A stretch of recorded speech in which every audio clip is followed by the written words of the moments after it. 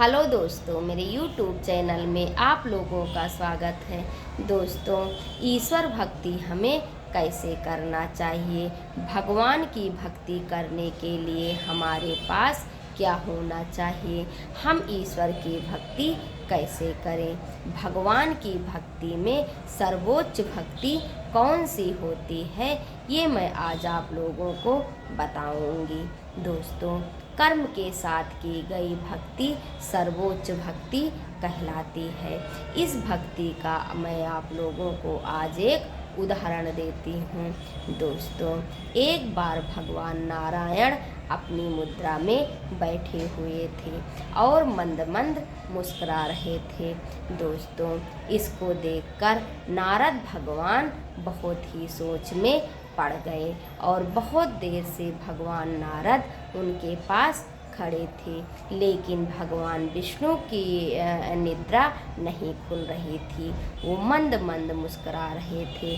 तब जब कुछ देर बाद भगवान विष्णु की निद्रा खुली तो नारद भगवान ने प्रश्न किया कि हे प्रभु, मैं दिन भर अपना जप करता रहता हूँ, तब भी आपने पता नहीं किसके ध्यान में मुझे नहीं देखा और किसके स्मरण में आप खोए हुए थे।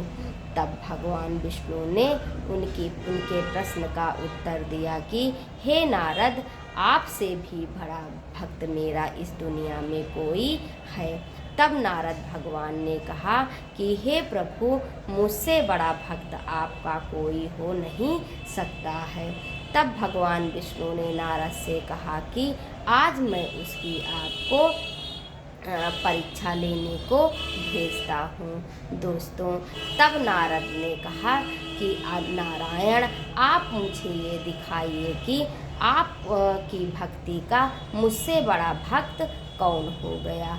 तब भगवान विष्णु ने कहा कि नारद, आप तो हमेशा बिना कर्म के ही सिर्फ अपनी जिह्वा से मुझे नारायण नारायण जपते रहते हैं। लेकिन नारद, देखो इस किसान का कि हमेशा ये कर्म कर रहा है, दिन भर ये अपने कर्म में परेशान रहकर भी हमारा स्मरण कर रहा है।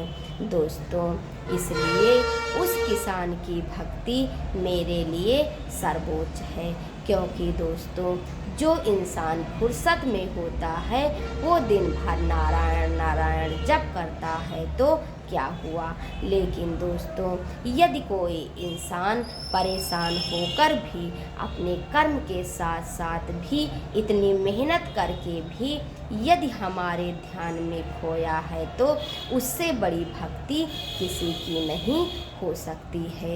ये किसान इतना काम कर रहा है, खेत में हल चला रहा है और इतना बड़ा कर्म कर रहा है, फिर भी इसका ध्यान मुझ पर है।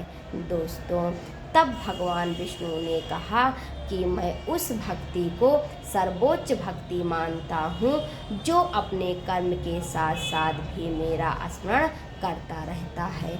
जो इंसान हमेशा फुर्सत में बैठता है वो इंसान को तो मैं याद आऊँगा ही, लेकिन दोस्तों, जो इंसान हमेशा कर्म के साथ साथ मेरी भक्ति करता है उस भक्ति को मैं सर्वोच्च भक्ति मानता हूँ।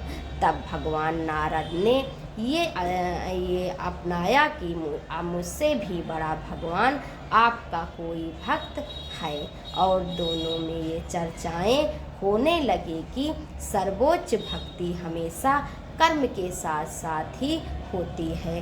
तब नारद ने अपनी हार मान ली और ये मान लिया गया कि सबसे बड़ी भक्ति कर्म की भक्ति होती है।